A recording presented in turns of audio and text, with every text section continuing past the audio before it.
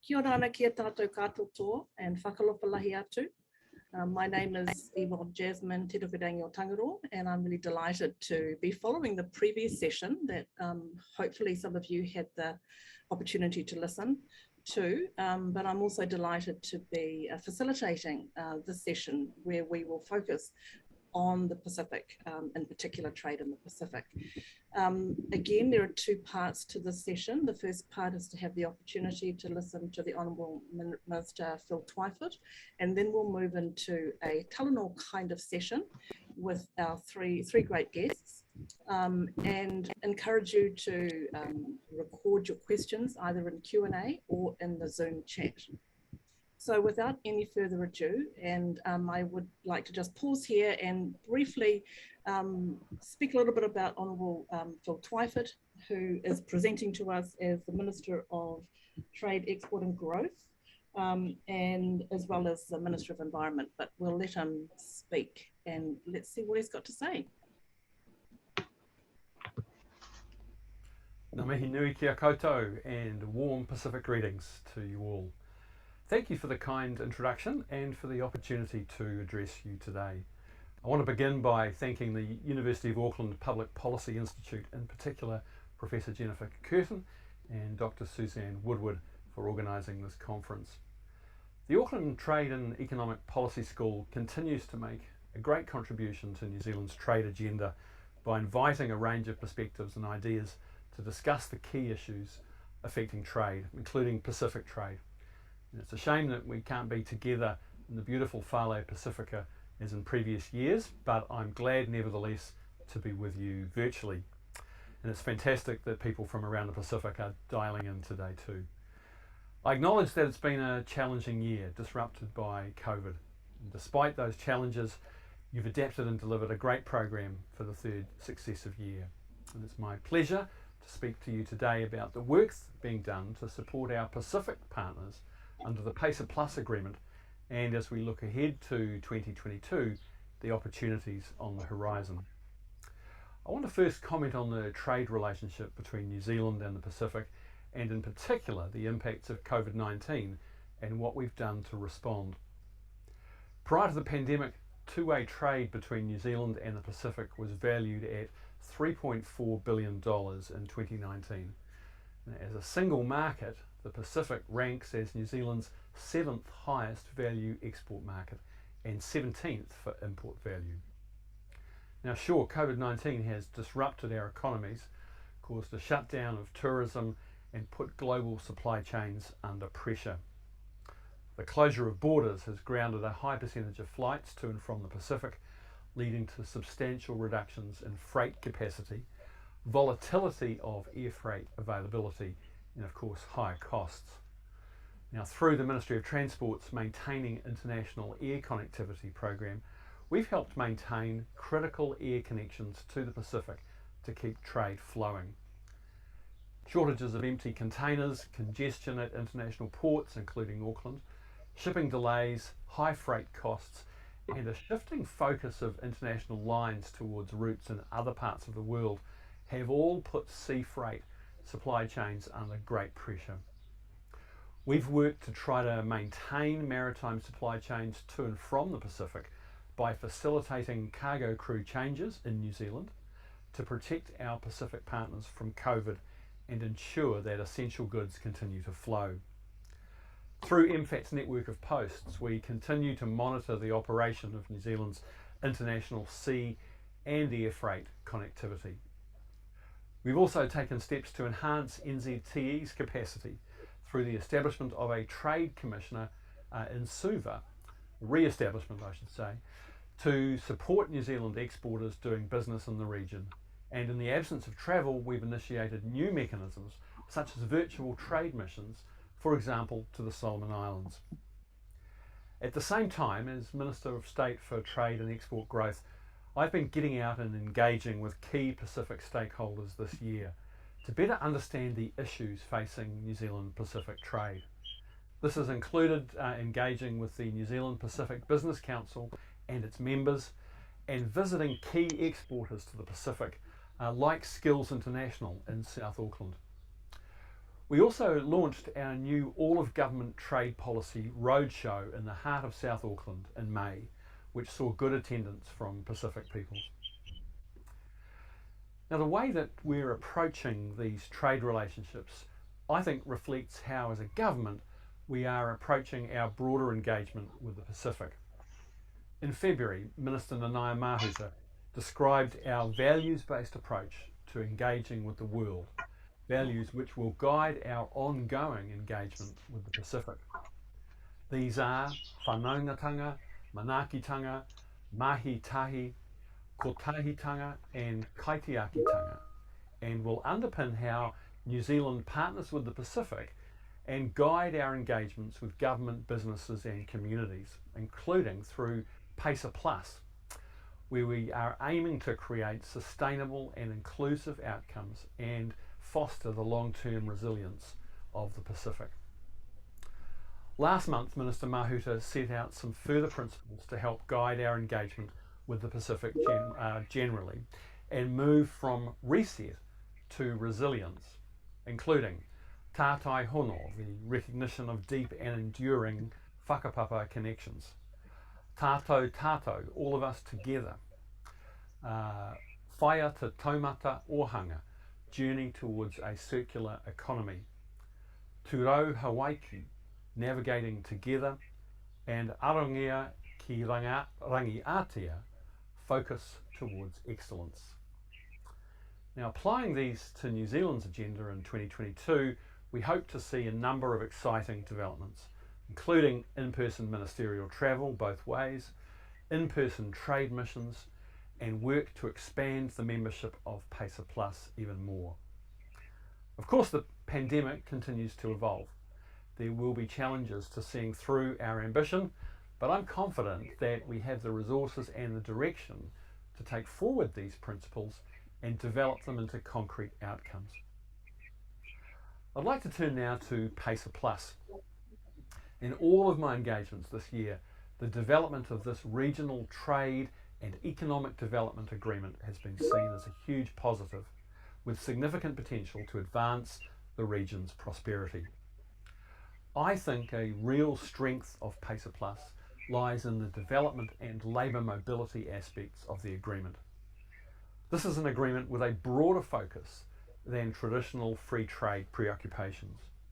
It recognises that we need to go beyond reducing tariffs and streamlining bureaucratic processes if we are to use trade to boost economic growth and improve people's lives across the region. This is all the more important in light of the economic impact COVID has had for the Pacific. I think that PACER Plus has a real opportunity to be the vehicle to drive and boost economic development to help our Pacific partners through the COVID recovery. Maintaining public support for our trade policy is vital, particularly with small and developing nations, which, to be honest, don't always get the fair share of the economic gains that they deserve. Working with our Pacific partners to ensure that they are placed as strongly as possible to take advantage of trade opportunities and ensure that the benefits of trade are spread equitably is consistent with our partnering for resilience approach. Since PACER Plus was brought into force in December 2020, our focus has been to stand up the institutional structures to support the agreement, including the PACER Plus Implementation Unit under the leadership of Roy Lango. Operating out of Samoa, the unit will manage the 5-year rollout of the Australian $25 million Development and Economic Cooperation Package, which provides trade-related assistance to our Pacific partners. I understand that the work of this unit will be discussed in more detail in the following panel, and I look forward to hearing about that. New Zealand has continued to invest at least 20% of its total official development assistance budget on aid for trade in the Pacific, helping to build the trade capacity and infrastructure that Pacific nations need in order to benefit from a stable trading environment. And I'm pleased to report some of the success stories under this initiative to date, including a partnership between New Zealand and Pacific National Plant Protection organisations to enhance biosecurity systems and export pathways for the Pacific. This partnership aims to lift the Pacific's capability to respond effectively to pest incursions and to assist some Pacific Island countries to export agricultural products to New Zealand. There's also been a rollout of an online customs border management and trade facilitation system known as Asakuda to 6 countries, and the creation of a new passenger pathway module which will help streamline online customs services, reduce border transaction costs, improve revenue collection for governments, and provide more reliable trade statistics, all of which I think will be a huge benefit to Pacific exporters. We also had a very warm and productive first ministerial meeting of PACER Plus earlier this year, which gave me a lot of optimism about the future of the agreement. Now, looking ahead to 2022, a priority for the government will be to safely reconnect New Zealand with the region, and that of course offers huge benefits and is greatly desired by our partners in the region. So far, travellers from the Cook Islands, Niue, Tokelau, Samoa, Tonga and Vanuatu can enter New Zealand without going into quarantine. We continue to explore opportunities for further reconnections to the benefit of families, friends, businesses, agriculture and tourism once it's safe to do so. We're very conscious that New Zealand acts as a gateway to the Pacific and that we need to ensure that we are reopening transport links in a careful and considered way. Access to vaccination, verifiable proof of vaccination and testing capacity are all key.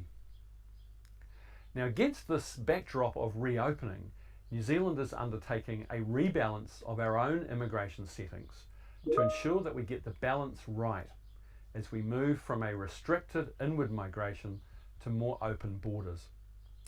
This rebalance provides an opportunity to support New Zealand's goal to promote a peaceful, prosperous and resilient Pacific region by considering new mechanisms to increase the number of people from the Pacific able to work in New Zealand in sectors beyond RSE and to deliver a next generation labour mobility program.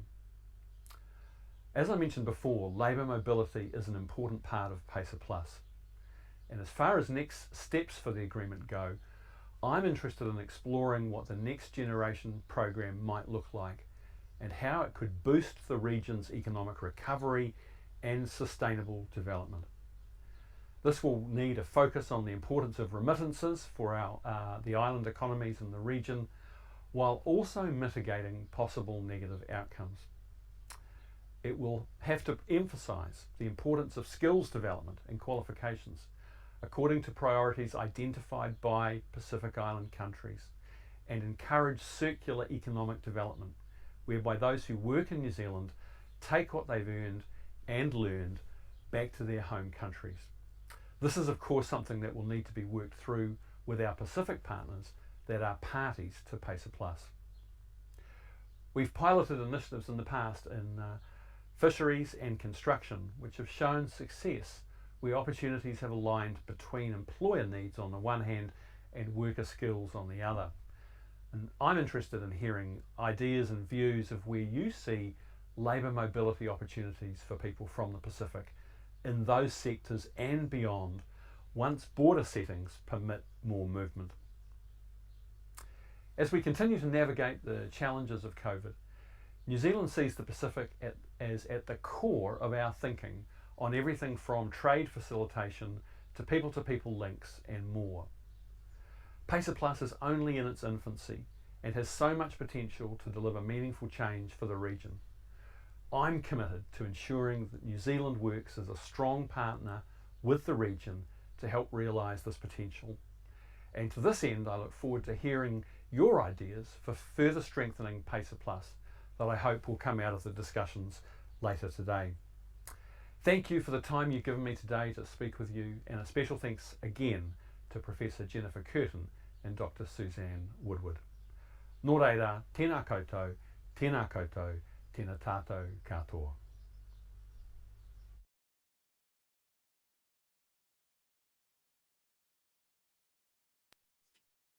Well, kia ora again, and welcome back to the second session. And I think that Minister Twyford has given us a lot of food for thought in his words. I just want to check, we have three people well placed to expand a little bit more on that speech. And I'm just wondering if our third speaker, or our first speaker actually, Desmond. Can I just see if Desmond is in the room and available? Otherwise, we can start elsewhere.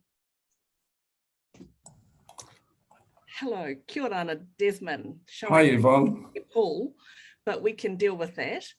Thank you. So if you can just stay there for a moment, because what I want to do first is just to introduce the three of you and give a little bit of a sense of how we're going to run this session. So I'm very lucky to have these three specialists and experts in this area to, as I said, unpack a little bit more and expand a little bit more on what Minister Twyford has said. So we have Roy, sorry, we'll start with Desmond Tupangaya, who is joining us from somewhere. Has difficulty getting in, but Desmond is the unit manager for People, Trade and Culture within the Pacific Regional Division of the New Zealand Ministry of Trade and Foreign Affairs and Trade. And he's been working with Foreign Affairs and Trade since last year, or 2 years ago, February 2 years ago. And before that, he's worked across a number of government agencies. He's also worked in the NGO sector and has got a particular focus, I think, on the ways in which Pacific diaspora figure in these kinds of debates. Desmond is also a Cook Islander, like I am, and comes from Ngatangia on the island of Rarotonga. After Desmond, we're going to have the chance to hear what Roy has to say. And despite Roy's background, he reassures me he's safe and happy in Samoa. It just happens to be the background that his MIQ facility has provided for him right now. Roy, as you heard from Minister Twyford, is on the way to setting up to be the head of the PACER Plus implementation unit, and he would be based in Samoa. So Roy also has had a career in the New Zealand Public Service and notably set up the Pacific Service Whale.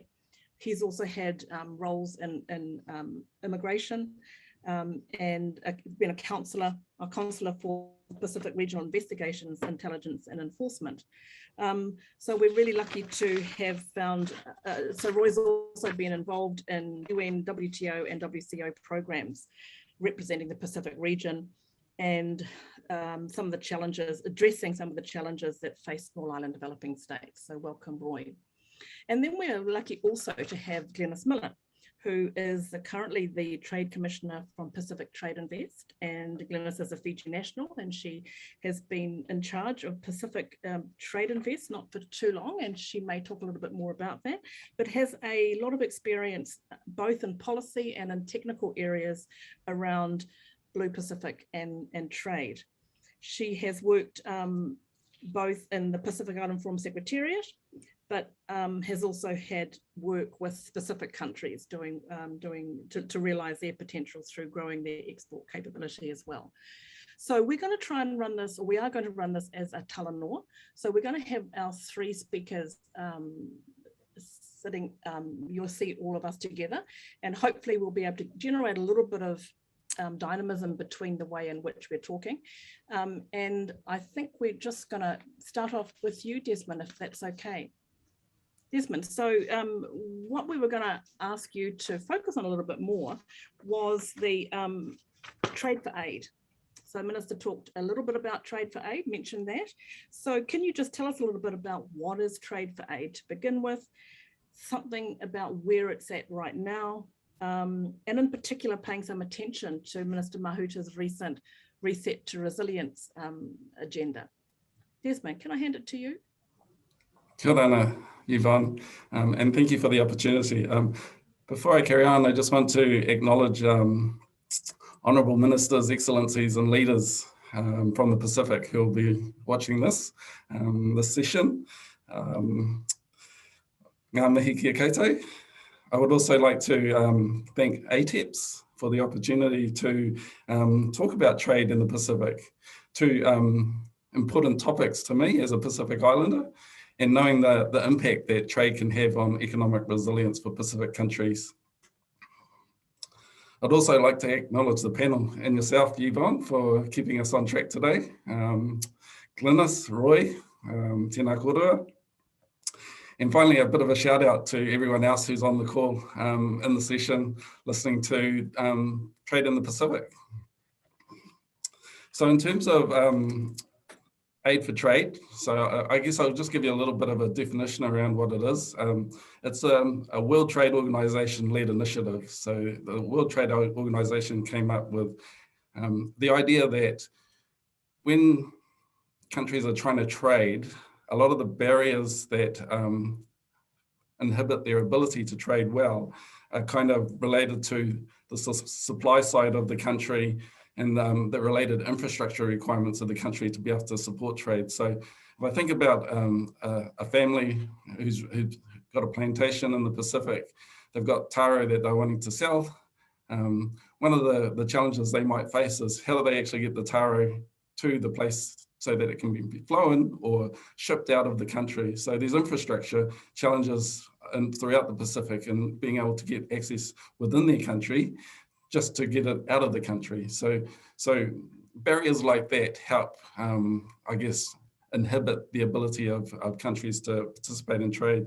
And aid for trade is about trying to mobilize resources to address those types of challenges that countries face when they're trying to trade.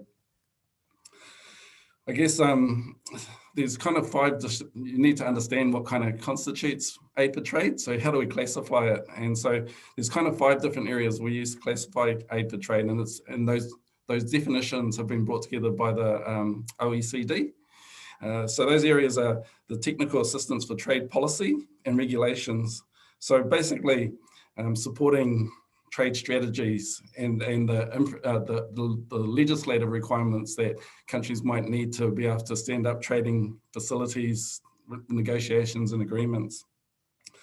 And I spoke to earlier, trade-related infrastructure, so the ability of ports, whether they're airports, seaports, and even the roads to help transport the goods and services within countries. Building productive capacity. So in this space is where we kind of provide support along the journey of trade. So Glynis in the room is one of those key organizations that help facilitate trade. Trade-related adjustments. So what can happen once you've stood up some trade opportunities is that it can actually have an impact on your own economy. So you have the opportunity to import cheaper goods that might be produced in your own country. So there's a trade adjustment that countries have to work through to kind of find the right balance for importing cheaper goods and maintaining their own delivery of those or production of those goods and services. And then there's other trade related needs. And that's around kind of countries understanding what their priorities are, how those priorities might work towards supporting trade for them, and then supporting those priorities for those countries to be able to get there. So there's kind of like those 5 different areas of what trade, aid for trade can look like. And that helps shape how we might spend our development assistance with our partners. Its effectiveness as a tool so far is well evidenced. One study by the OECD and WTO found that for every single US dollar invested, it translated into about $8 US in terms of income for developing countries. So it's well evidenced that it's a really good idea and it works. I guess in terms of New Zealand's, progress around aid for trade, we don't actually have an aid for trade strategy at the moment, but that doesn't mean we're not doing anything in that space. We're actually doing lots of work, and amongst those 5 areas, we work bilaterally with partner governments. So for pretty much every post, and even a few posts that we don't have in the Pacific at the moment, we have dedicated teams that kind of work directly with those government partners to understand their priorities, understand their needs, and then work out how we can support those, along with all the other international donors and countries that support the Pacific. We also work regionally within the Pacific. So there's some large and important bodies that exist. The Pacific Island Forum and South Pacific Community are examples of regional organizations that help, I guess, advance the interests of the whole of the region and not specifically any individual country. And I guess policies they might help advance around things like climate change, the ocean and fisheries within the ocean. And then there's kind of like multilaterally we work as well. So we work with the UN, we work with other donors, we work with the ADB. And so there's a whole lot of different ways that we engage in the Pacific with our investments. And just as a kind of example, in the 2020-2021 year just finished, we without actually having a strategy in place, our aid for trade commitment equated to about 12% of our expenditure. And we actually have a target of 20%. So we're kind of a bit behind our target. But if I compare that with the previous year our expenditure was about 16.5%. So we've dropped quite a bit, but one of the big factors there is obviously COVID. So COVID came along and had a significant impact on how we prioritized our investment. I think, and just to note, so we have that target of 20% of our investment being committed to aid for trade activities. And one of the drivers behind that is PACER Plus. So Roy will be able to speak to that quite well. But just one of the commitments New Zealand made under the PACER Plus agreement is that we would try and ensure that 20% of our ODA was spent on aid for trade activities within the Pacific. So we don't have one at the moment, but we are currently in the process of developing an aid for trade strategy for New Zealand. It'll help us sharpen our focus and it'll help us reach the goal of getting our target of 20%. And we're kind of targeting about the second quarter of 2022 to be able to bring that out, basically. Thanks, Desmond. I just might just pause there for a minute so that we can, you've just kind of given us lots of information there and it kind of gives us a good opportunity to pivot towards Roy and PACER Plus. But I just wanted to kind of put one question there about, we heard a little bit on the previous session about the importance of embedding Indigenous knowledge and frameworks in that. So I wonder if you could just hold that question for a moment and anything else you might want to say as we give a little space for Roy to speak a little bit more right now about what's happening right now with PACER Plus, but we'll come back to you. Is that okay? Yeah, that's fine. Thank you. So Roy, yeah, there was a lot there that leads on to you. So yeah, tell us a bit about what is PACER Plus and in particular where it is right now, what does the implementation unit and how it differs from other trade agreements. Yeah, talafalava everyone, and thanks Professor Yvonne, and also thank you to the Auckland Trade and Economic Policy School for inviting me to talk today. As you heard, I'm currently in quarantine, hence the Stonewall background you can see there. So I'm well looked after here, so everything's all good, and happy to be here in Samoa. So there are a number of things that the Honourable Phil Twyford touched on about PACER Plus.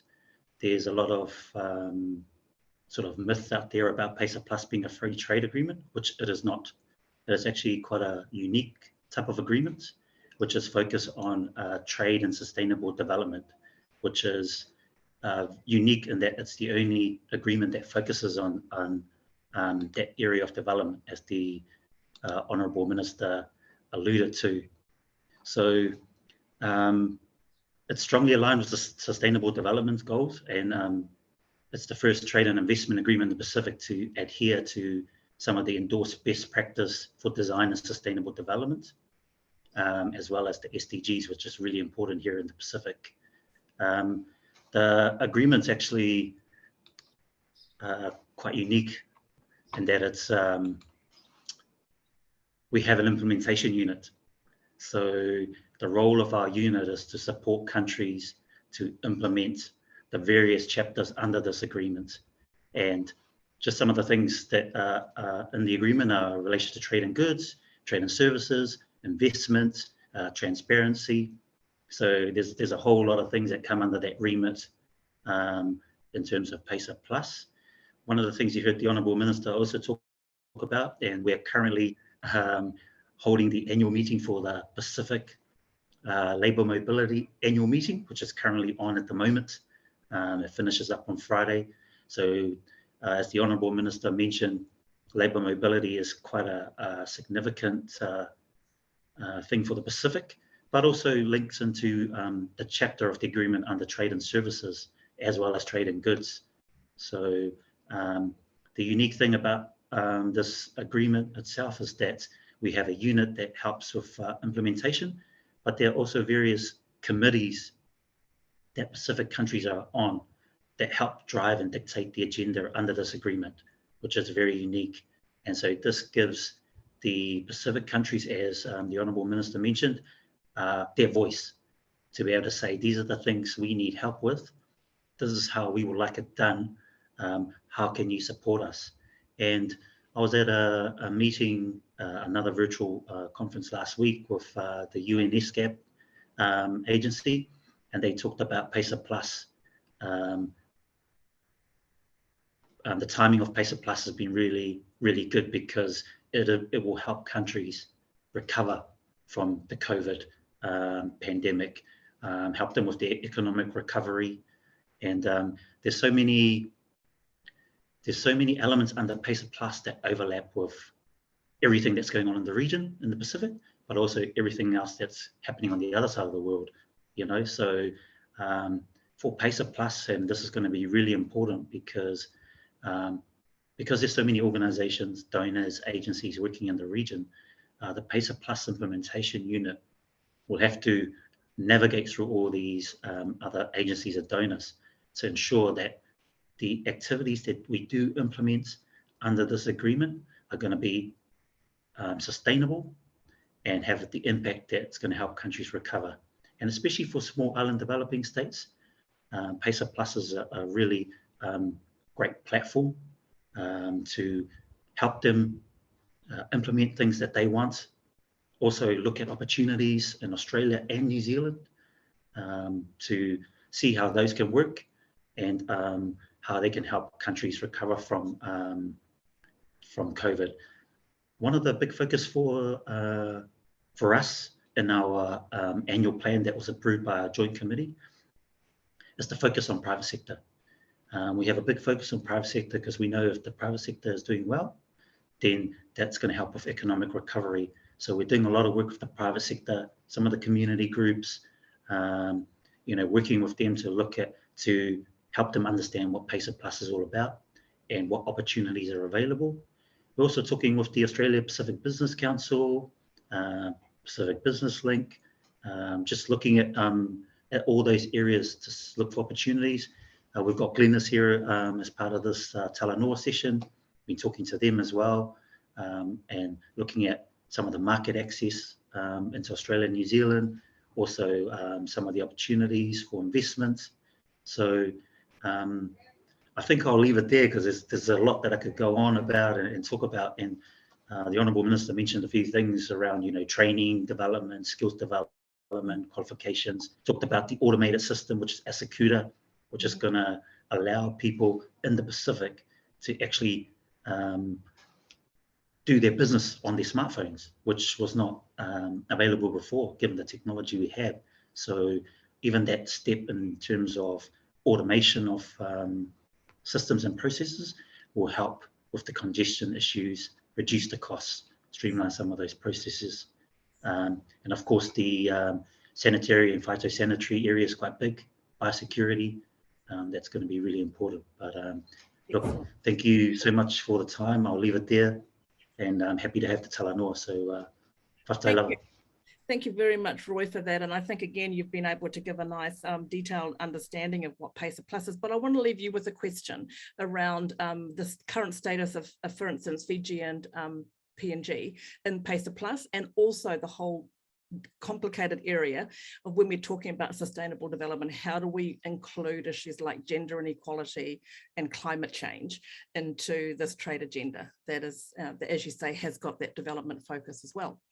But let's move for now to Glennis. And Glennis, you've got some really interesting experience to draw on as you start to talk a little bit more to us about a broader understanding of trade. We had a little bit from the Minister, but there are other imbalances that we could probably mention as well. But in particular, you might want to speak about how that's affected COVID, how COVID has affected that. And what has this really meant for some of the people in your organisation, some of your clients in your organisation? Glenys. Thank you, Yvonne, and just acknowledging again the presence of our esteemed guests in our audience this morning, and to my fellow panelists, and also to yourself, Yvonne. Thank you for your service this morning to this a very important event. I think might be worthwhile, Yvonne, if I just kind of start by explaining a little bit about Pacific Trade and Invest and why we came about as a regional good, providing a regional service to the member countries. So, you know, at the time, you're going back about 40 years ago, the region's trade and investment capability, or the economic development status, was at different stages of development when you look across our 14 member countries, and that was even before the French territories were admitted to the forum. And so the countries collectively at the time called upon the Australian and New Zealand governments to give consideration to house and to fund a regional representative agency that could represent the trade and investment promotion interests of those member countries, because at the time they couldn't afford to have their own presence in the markets that they traded with. And at the time also, Australia and New Zealand were the only two major export markets of the region. The US and Asia wasn't on the horizon. And so Australia and New Zealand very kindly at the time responded to the call of the region, or by the region, and Australia set up the first Trade and Invest Office. It was called the South Pacific Trade Commission back then. And then 10 years later, New Zealand government responded. So we've been around for about 35 years. We're funded by the New Zealand government, and we're very, very fortunate that we have the expressed interest of the New Zealand government for their continued support in this area. And our core function is really to act in the interest of foreign island countries to promote and facilitate their trade and investment opportunities with New Zealand. We're kind of where the rubber hits the road, and listening to all of that Desmond explained about Aid for Trade and Roy's role in PACER Plus and what that is designed to deliver to the region. I think an agency like Pacific Trade Invest is right in the middle of that of that traffic system, if you like, going both ways. So where the rubber hits the road, because our main role is that we interface with the private sector every day, 24/7. We understand the complexities of their trade challenges, whether it be goods or services, merchandise trade, into any of the markets. And New Zealand is not the only market that all of our Pacific Island countries export to. It's one of many markets. So Desmond is correct in that the Aid for Trade construct, if you like, you know, that addresses the hard and soft, what we call hard and soft infrastructure, both hard infrastructure and soft infrastructure and policy to support trade, is so very important for our region. And in PACER Plus, Roy is absolutely correct in that it'll take a real effort and well-spent resources to build the understanding of our private sector as to how and where PACER Plus can benefit them. And even for New Zealand businesses, the same applies to them. So the work that Roy and his team are doing in that area of capability and capacity building is very much supported by Pacific Trade Invest. You asked the question around the impacts of COVID. I mean, where do you start? Businesses that we interact with, and there are several hundred of them across the Pacific, the severity, the extent of the pandemic and its severity on their businesses cannot be underestimated. It's some statistics that we run. We run a monthly survey of between 100 and 200 businesses every month across the Blue Pacific. And from that data, we can see quite clearly what those impacts are. But also too, amongst all of the doom and gloom, we are seeing some businesses that are actually flourishing. Some of them are actually doing better under COVID conditions than pre-COVID. And there are several reasons for that, freight included, and the shift in New Zealand's focus from where New Zealand companies, and not all of them, just a small number of them, are compounded by freight challenges and the transportation of goods across borders, and now looking closer to the Pacific as a source market. So that's, I think, one of the good stories that's come through with the COVID, and perhaps we don't tell that story good enough, or well enough rather. The other challenges that Pacific businesses face during COVID is the impact of closed borders. Of course, everyone's facing that, New Zealand included. But that number is, when I say the number, I mean the number of businesses that are compounded by closed borders is increasing every month. We're seeing businesses close. But on the other hand, we're seeing these businesses diversify. We're seeing businesses being agile and taking it upon themselves to think differently, to do things differently. And with agencies like PACER Plus Implementation Unit, Farmer Plus, PTNI, and several others out there who are in the same sandpit, if I may, providing the resources and technical assistance to help them. I think, we're here, we're committed to help these businesses ride the wave of COVID and come through it. So from mitigation to recovery is where our focus is on at the moment. Thanks, Yvonne. Thanks very much, Glenys. And as you say, you are where the rubber hits the road in terms of the businesses out there. But of course, we have other ways in which we know how the rubber hits the road, and that's our communities, and that's the kind of the consumers and those who are not consuming as well.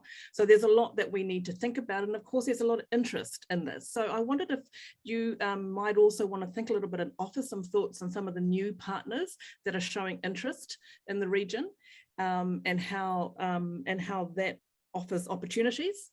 But also, you mentioned some of the surprising flourishing that's happening for some businesses. So, I'm sure we would be keen to hear a little bit more about some of those high growth sectors from a Pacific perspective.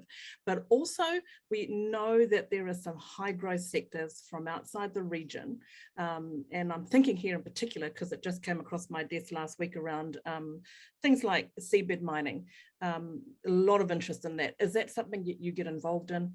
But I think I also want to put that one out to both Roy and also to Desmond, just to kind of think about that kind of geopolitical position that often comes when we start to talk about trade. So it's been great to hear about the details, and I think that really updates us well on the work that's been happening. So I want to come back then, perhaps, I'll come back to you, Glenys, but we've got about, I think from my record, we've got about 15 minutes to go. We have one question in the chat, but before we get to that one, I'd like to encourage other people, please either put a question in the chat or in the other platform, the live Q&A. But can I come back to Desmond? I asked that question of you earlier on about Indigenous knowledge and frameworks in aid and development. I think it's something that Roy and Glenys might have some thoughts on, especially given the divisive way in which indigeneity can be used in the region. It is something that's very clear in Aotearoa. Desmond, if you're still here, do you want to, can you speak to that a little bit? Yeah, thanks, Yvonne. I guess what I would say is that Aid for Trade is a mechanism for our official development assistance. And we have many mechanisms that we use to, I guess, think about how we might spend our investments, climate change being another one. And the reset to resilience policy is the way that we engage and behave in relationships that we have when we are using those mechanisms. Okay. So I guess that's the place and the point at which we need to embed Indigenous knowledge, yeah, and frameworks in the work that we do. I think as part of that, we want to be listening to our partners and what their priorities are. We want to do that in a way which respects their culture, their mana, and their sovereignty. We listen to the unique barriers and obstacles that we will need to address as part of helping support their priorities. And that can come down to language, sacred sites, accessing places within our partner governments and countries. And we respectfully address those challenges and those, I guess they're not challenges, they're just kind of lesser knowledge for ourselves at this point in time. But as we continue to engage, we build up our own knowledge and understanding of our partners, and we continue to incorporate that in the way that we engage and work within in the Pacific. Excellent. That's a really good way of coming at that. Thank you very much, Desmond. Roy and Glenys, did you want to have a go at that, or Roy, did you want to come back and think about the questions I asked you? And Glenys, there's been a question for you as well, particularly to talk about the success stories in the face of COVID. Glenys, you'd like to jump in here? Feel free. Oh, Unmuted. Sorry, in response to your question or in response to the chat question? You can answer the chat question, or you can answer the bigger question. I had two of those bigger ones, but yeah, go ahead to the chat question. I think, certainly. So first, the chat question, the success stories of businesses, growth and diversity, and also commitment, their resilience, I should say, under COVID conditions is something I think to be said of our private sector. Against everything that's been thrown against, towards them, there are those businesses, as I said earlier on, that are coming through. And yes, indeed, we do need to tell those stories more. But it just occurred to me as we were talking, Yvonne, that looking at the statistics as well, women-owned business compared to male-owned businesses, our indications coming through our surveys point to 49% of female-led businesses report that there are barriers that prevent them from actioning initiatives to support their businesses is higher compared to their male counterparts, it's sitting at 34%. And when you take a deeper dive of those numbers and actually look at women-owned or women-led, it speaks to the whole regional issue of women's economic empowerment and through the lens of gender, as you mentioned earlier. And at Pacific Trade Invest, we're paying particular attention to that aspect of gender and traceability, and for every business that we support, how many are women-led and what's the impact of our resources or our systems on the broader community. So we do have the the capability in-house to trace or to track that, and we do tell those stories online and through our social and mainstream media. But I think talking about the partners and the focus of the New Zealand government's partnership under this new ambition, I support it wholeheartedly, and I keep asking ourselves here at Pacific Trade Invest, how can we, as an agency located in New Zealand, get behind that? And I think there's huge opportunities for us to do that, particularly when you look at some of the growth areas or growth sectors that are surfacing across our region. Agriculture, with the collapse of our tourism industry, most Pacific Island countries have turned their attention to agriculture, and we're seeing that every single day. And the advice that we give to that sector is scale up, value add, downstream, improve your downstream processes. Renewable energy is another growth sector that we're seeing being given a lot of attention, particularly by investors, and that's an area that we're paying particular attention to. Connectivity is another one, digital, to enable the digital transformation, I guess, across our region. Look at this meeting we're having today through virtual means. So this whole area about connectivity to enhance digital trade is an area of particular interest that we're seeing across the region that has huge potential. Thank you, Glenys. And I'm assuming that people can find out a little bit more about some of those success stories on your website? Correct. Yeah. So that's just something. Roy, can I come back to you about, we've begun to talk a little bit about that broader development context. Can you speak a little bit more specifically about some of those particular development challenges that a PACER Plus implementation unit has to deal with, especially when not all countries are in the picture? Yeah, thanks, Yvonne, and yeah, you're absolutely right. So one of the things that we are taking a different approach to is, rather than looking at it regionally, we're going to be focusing on countries, because as was mentioned by Des and Glenys, that and the Honourable Minister, countries are at different levels of development. So for us to try and roll out a regional program will probably not fit each country. And so the approach we're taking on the PACER Plus is looking at developing specific implementation plans for countries and working with the national agencies through their national trade committees, advisory committees, to help them develop the needs that they require, but also work with their private sector, as you mentioned before, and Glenys mentioned before, those community groups and getting involved with them. So that's the approach that we're taking. Because if we can look to improve the development of countries at their national levels, it's going to filter into the regional level. So it's important that we focus on the national level and help those agencies, and then it'll filter up into the regional level, because as you mentioned, there's so many countries at different stages of development. And just back to that question around the gender, one of the key elements of PACER Plus is to focus on gender equality, disability and social inclusion. So there's an action plan as part of PACER Plus that we are developing, and we have, it's part of the requirement of the agreement as well, to have that in place so that we're able to address that. So that's just some of what we're looking at.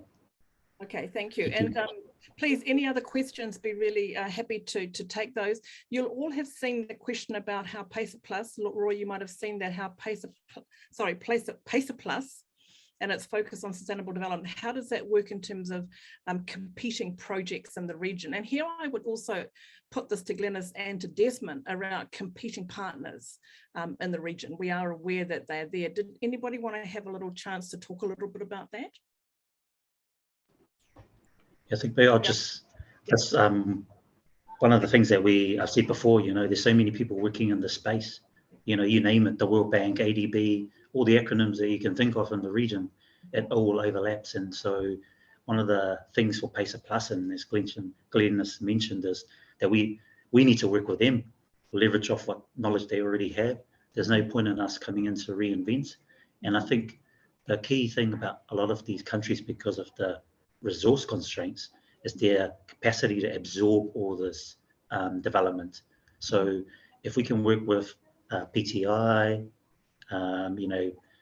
the PIFs, SPC, and all those other organizations with the three-letter acronyms, that's certainly going to help a lot of the Pacific countries with being able to absorb. So that's one of the key elements that the PACER Plus implementation unit will be looking at, is not just implementation of activity, but coordinating with all the partners.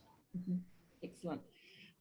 And just coming back to perhaps to bring Glenys and Desmond in here, can you speak a little bit more about some of the new partners that you are seeing on the horizon as we kind of move to a space where there is a lot of interest in the region, as Roy has spoken? Glenys, who are you seeing as new possible partners in the region? Thanks, Yvonne. We're at Pacific Trade Invest, as we interact more and more with governments and those decision makers across industries, we're seeing heightened interest in renewable energy, and this is responding to climate change. So when you look at climate change adaptation, renewable energy can play a central role in helping countries address their climate change constraints insofar as energy production and distribution. And with that comes the need for investment and around infrastructure. So those are the kinds of conversations that we're having with the partners that we're working with, both in country and external. So in terms of partnerships, I think in the renewable energy, we're certainly looking to draw on more or access to experts in this field and partners in the high growth areas, particularly, as I said, renewable energy and digital. And also, I mentioned earlier about digital economy and connectivity. So partners like the big tech corporations, where some of our officers are talking to Amazon, MasterCard, Google, and also as well traditional donors and development partners are all play an important role. And you know, partnerships are partnerships. It's what you make of them, right? And with partnerships comes relationships. So those partnerships only come to bear through years of developing a very close relationship with those partners. So for Pacific Trade Invest, one of our important partners is MFAT, the Government of New Zealand. We can't function without them. Same with PACER Plus. And there's a numerous number of other partners, both in New Zealand and in the region. So the other partners that we see on the horizon are ethical investors. You need investors who have an ethical outlook to their investment, and not, I mean, capital investment is important, but those investors who are looking for some form of impact, we talk about social impact investors, are important. And the other partners I think that's worth giving consideration to is SOE, so state-owned enterprises.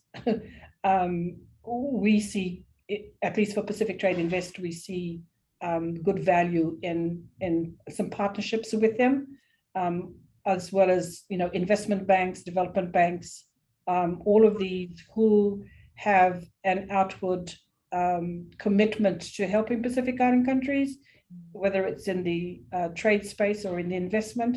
We'd be more than willing to, you know, have a partnership arrangement with them. But you know, and as Roy said, everyone, this is such a congested space. All of us need to be very mindful of that and carve out our niche.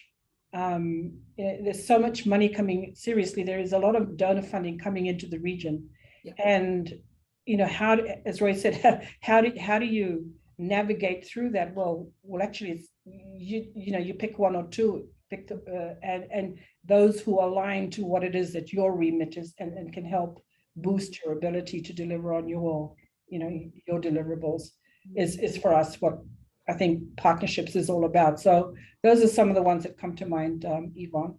Thanks very much, Glenys. I think that kind of gives us a really important sense of some of the key features that we, again, building on what Desmond was saying about the kinds of relationships and speaking about ethical investors, but also, as Roy said, the Pacific is particularly vulnerable in a way to a huge amount of resource, a huge amount of investment, and we do need to be quite smart about how we do that.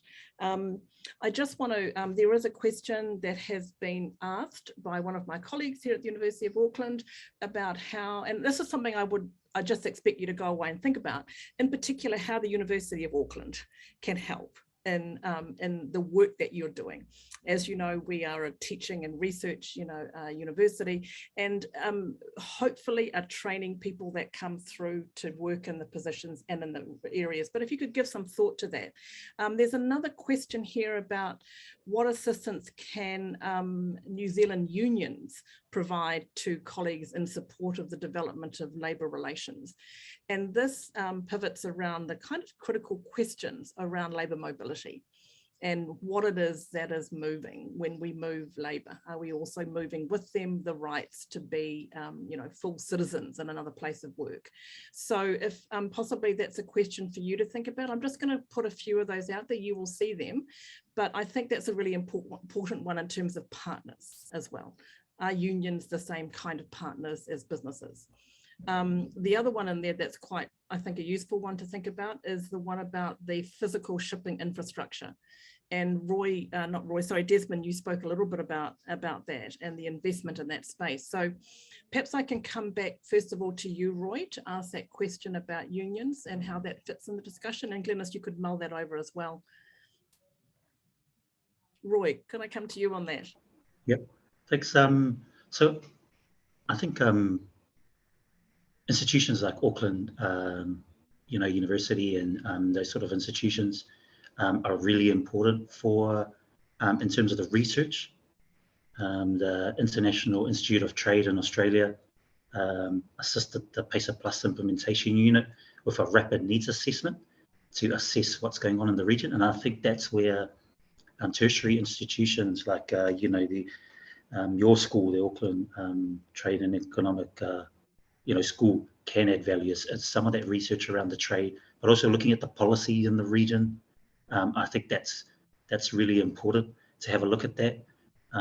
One of the things that we're doing under PACER Plus is a monitoring and evaluation, so that we can track the progress under PACER Plus. And I think that's where tertiary institutions such as your school will be really important to help with those sort of monitoring and evaluation and being part of those research and those dialogues in that space. So I think that's going to be really important. In terms of the shipping side of things, the shipping has been, and Glennis will be able to attest to this, this has been a challenge in the Pacific for quite a while. So it is something that the regional organizations are looking at, but it's not something that can be solved quite easily, and the pandemic certainly hasn't helped. In terms of the union side, I think there is a part for unions to play in labour mobility, just because of their experience and understanding what's required for workers and some of the workers' rights and those sort of things.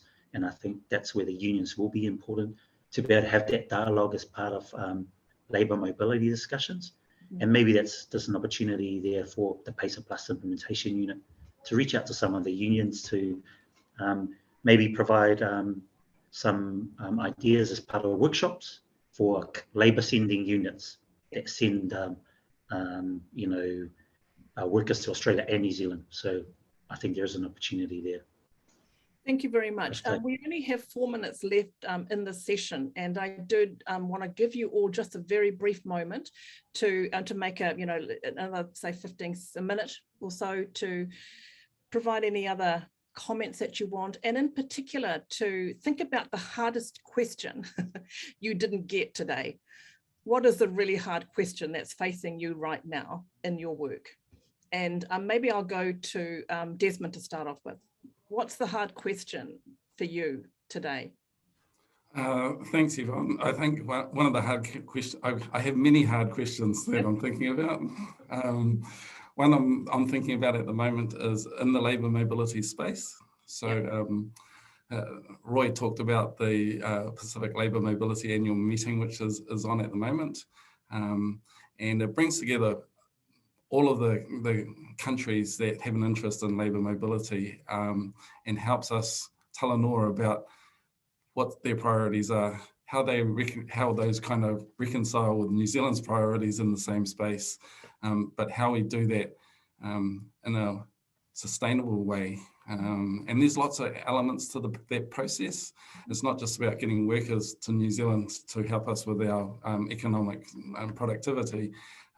There's the impact that taking workers from the Pacific out has, and we haven't understood that well. I think we're getting better at understanding that, and therefore what responsibility we have to mitigate any negative consequences of that type of work. So it's not, there's a myriad of, micro issues within the whole discussion of labour mobility, and we kind of working our way through the list, and it's not easy, and it's not quick, but that is one of the interesting challenges on my plate at the moment. Thank you very much, Desmond. Can I come to you, Glennis? What's your big hard question at the moment? Just one. Economic recovery solutions for private sector. What are they, and what is the region or national governments thinking around this huge problem, and how do you resolve it? How do you come up with innovative solutions that will provide short to medium to long term benefits to enable the economies to recover from the pandemic? And as we all know, there's so much written information out there based on evidence and opinions about the longevity of this pandemic,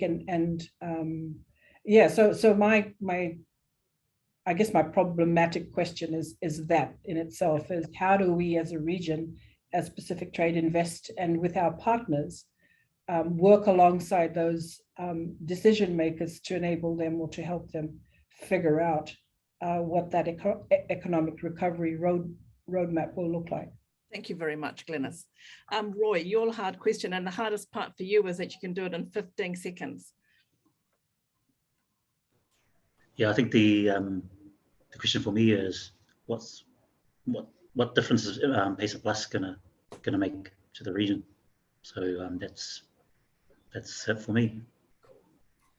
Okay, well, I'm really sorry we've run out of time. I'm sure we could have continued in a Talanoa style and overlapped a few more things, but I want to thank you very much for telling us, sharing what you do, sharing how you're thinking about it, and for your leadership as we move forward to address some of these really hard questions, which are really at the heart of many of us in the Pacific as researchers, as citizens, and of people whose heritage in the Pacific. So I want to thank ATEPS for giving us the opportunity and for hosting these fine panelists, and in particular to Professor Jennifer Kirshen and Dr. Susan Woodward, who are my good colleagues. Thank you all very much. I think in general, you have a little bit of time, 10 to 15 minutes before the next session. But please, if I was in the room, I'd say, could we give a little shout out to Roy, Glynis, and Desmond. Thank you very much. Thank you. Thank you. Thanks. Thank you, Yvonne. Thank you. Thank you all. And I'm not quite sure what the timing is doing here, but really it has been lovely to talk to all three of you. And I wish you all the very best in the work you do. And we do research at the University of Auckland as well as train students. And so we may well call on you to come and speak to our students as they think about the complications and the difficulties in the areas that you work. It's no longer a simple story. So we've still got time. We're still being recorded. If you have any other thoughts, otherwise you'll feel free to leave.